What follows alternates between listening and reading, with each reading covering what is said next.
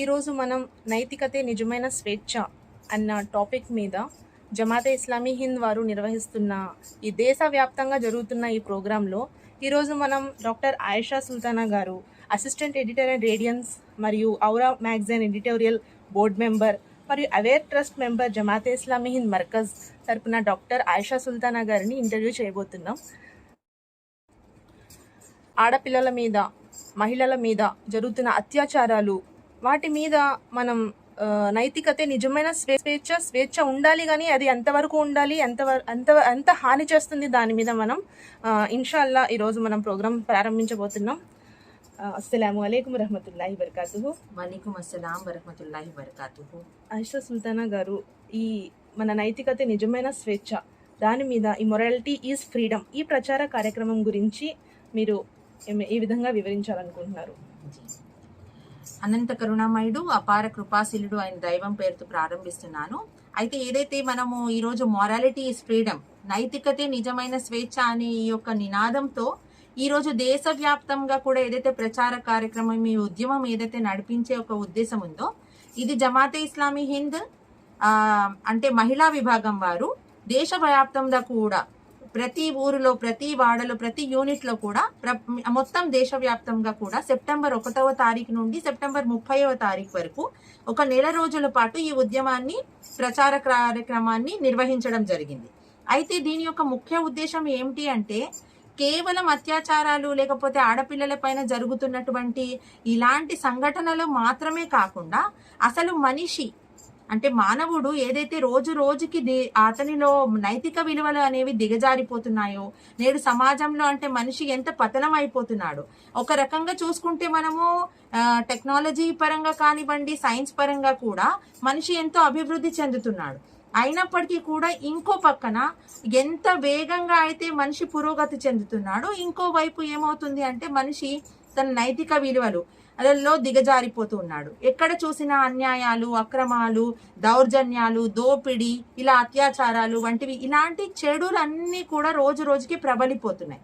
అయితే ఈ చెడులను అరికట్టడం కోసం అసలైనది ఏంటి? నైతికత లేకపోవడం. అంటే మోరల్ వాల్యూస్ ఏవైతే డిగ్రేడ్ అయిపోతున్నాయో, ఈ మోరల్ వాల్యూస్ ని మనము మనిషిలో పెంపొందించడం కోసం ఏదైతే మనిషికి మాత్రమే దైవం ఇచ్చిన స్వేచ్ఛ ఏదైతే ఉంది, ఫ్రీడమ్ ఆఫ్ చాయిస్ ఏదైతే ఇచ్చాడో, ఆ ఫ్రీడమ్ ని ఏ విధంగా యూటిలైజ్ చేసుకోవాలి, ఎలాగా అతను దాన్ని ఉపయోగించుకుంటూనే నైతిక మార్గంలో నడవాలి అనే ఉద్దేశంతో ఈ దేశవ్యాప్త ప్రచార కార్యక్రమాన్ని జమాతే ఇస్లామీ హింద్ నిర్వహించడం జరుగుతుంది. అయితే మీరు నైతికతకు మరియు స్వేచ్ఛకి మధ్య సంబంధాన్ని కొంచెం వివరించండి. ఈ మనం యాక్చువల్ గా చూసుకున్నట్లయితే నైతికత, స్వేచ్ఛ ఈ రెండు కూడా డిఫరెంట్ టర్మినాలజీస్. అంటే రెండు కూడా ఒకదానికి ఒకటి అంటే మనం విడివిడిగా చూస్తే కనుక ఇవి రెండు వేరే పదాలు, కానీ వీటి రెండిటి మధ్య కూడా ఎంతో సంబంధం ఉంది. ఒకదానికి ఒకటి ఇంటర్ కనెక్టెడ్ టర్మ్స్ ఇవి. అంటే మనం చూసినట్లయితే మనిషి మొత్తం సకల చరాచర జీవుల్లో కూడా కేవలం మానవుడికి మాత్రమే ఆలోచన శక్తి, అలాగే అతను అనుకున్న పనిని అతను చేసేటువంటి ఒక స్వేచ్ఛ అనేది, చాయిస్ అనేది దైవం ఇవ్వడం జరిగింది. మరి అలాంటప్పుడు అతను కేవలం తన హద్దులను మితిమీరిపోకుండా ఏదైతే స్వేచ్ఛ ఇచ్చాడు కదా దైవం అని చెప్పి, తను వస్త్రధారణ దగ్గర నుండి ప్రతి కార్యాచరణలో కూడా, ఎక్కడ చూసినా కూడా తను చేసే ప్రతి పనిలో కూడా ఈ స్వేచ్ఛ ఉంది కదా అని స్వేచ్ఛను మితిమీరిపోయి అతను హద్దులు దాటి ఎప్పుడైతే ఇతరులకు హాని చేస్తాడో, ఇతరులకు నష్టం చేస్తాడో, అది ఎందుకు పనికిరాదు. ఎంత గొప్పగా అతను పురోగతి సాధించినప్పటికీ కూడా ఎప్పుడైతే నైతికత ఉండదో, దానివల్ల అంటే సమాజం పతనం అయిపోతూనే ఉంటుంది. కాబట్టి నైతికత, స్వేచ్ఛ యొక్క నిజమైన నిర్వచనం ఏంటి? నిజంగా స్వేచ్ఛ ఎప్పుడు లభిస్తుంది మనిషికి? అతను నైతికమైన మార్గంలో నడిస్తేనే అతనికి నిజమైన స్వేచ్ఛ. అంటే తను మనస్ఫూర్తిగా కూడా తను ఏ పని చేసినా కూడా ఎటువంటి భయం అనేది ఉండదు కదా. అదే తను తప్పుడు పని చేస్తే ఎవరికి తెలిసినా తెలియకపోయినా మనిషికి తనకు మాత్రం తెలుస్తుంది తను తప్పు చేస్తున్నాడని. కాబట్టి ఆ తప్పు వల్ల అతను లోపలే మదన పడిపోతూ ఏదో ఒక సమయంలో తను పశ్చాత్తాప పడక తప్పదు. కాబట్టి అలాంటి పశ్చాత్తాపం ఏమీ లేకుండా కూడా నిజంగా నైతికతే నిజమైన స్వేచ్ఛ అని ఈ నినాదాన్ని ఇలా పెట్టడం జరిగింది. ఈనాటి సమాజంలో ఎలా ఉందంటే అండి, బయట ఆడవారికి అస్సలు భద్రత అనేది లేదు. దీనికి ప్రభుత్వం తరపు నుండి కూడా కఠినమైన శిక్షలు ఉండాలి. బయటకి వెళ్ళాలంటేనే భయపడిపోవాల్సి వస్తుంది. ఎవరైనా సరే మహిళ ఇంటిలోంచి బయటికి వెళ్ళాలంటేనే. ఇలా మానవులు ఎంత దారుణంగా తయారయ్యారంటే జంతువులు ఇంకా నయం అన్నట్టు మానవ మృగాలు ఎలా అయితే విడిగా మహిళలపై అత్యాచారం జరుగుతుంది. దీని గురించి డిస్కస్ చేయబోయే లోపే ఇంకో అత్యాచారం జరుగుతుంది. అంత స్పీడ్ గా మన దేశంలో వ్యాప్తి చెందుతుంది. దీనికి ముస్లింలు కానీ నాన్ ముస్లిం కానీ ప్రతి మహిళ ఏ విధంగా జాగ్రత్త తీసుకోవాలి, తను ఎలా కాపాడుకోవాలి, ఇలాంటి మానవ మృగాల నుంచి మనం ఎలా కాపాడుకోవాలి అనేది మీరు ఎలా ముందుగా ఏంటి అంటే మీరు చెప్పినట్టుగా గవర్నమెంట్ కానివ్వండి, సమాజంలో ఉన్నటువంటి వ్యక్తులు కానివ్వండి, ఇవన్నీ కూడా మనిషి నుంచే, మనిషి అనేవాడు ముఖ్యమైన ఎంటిటీ, అతని నుండే ఈ మొత్తం అన్ని అంటే ప్రారంభం అవుతాయి. మనిషిలో మార్పు రానంత వరకు కూడా ఎటువంటి చట్టాలు, శాసనాలు ఏవి కూడా ఎంత గొప్ప పనిష్మెంట్స్ ఇచ్చినప్పటికీ కూడా మనిషిలో మార్పు రాదు. అలాగని చట్టాలు ఎందుకు పనికిరావా అంటే దైవం ఏదైతే నిర్ణయించాడో చట్టము, దాని ప్రకారం మనం చూసుకున్నట్లయితే దివ్య గ్రంథమైనటువంటి ఖురాన్లో కానివ్వండి, అలాగే మనం చూసితే కనుక వివిధ ధార్మిక గ్రంథాలలో కూడా ఇలాంటి చెడుని అరికట్టేటందుకు ఏమని చెప్పడం జరిగింది.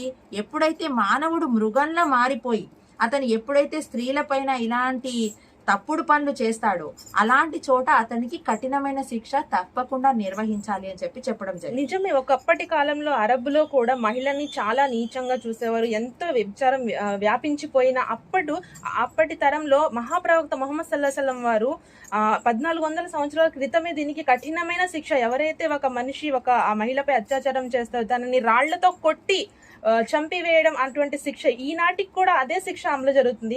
ఇటువంటి కఠిన శిక్షలు నిర్వర్తిస్తే గనక మనుషుల్లో మార్పు అని అనుకుంటున్నారా? తప్పకుండా కఠినమైన శిక్షల ద్వారా మార్పు వస్తుంది మనిషిలో.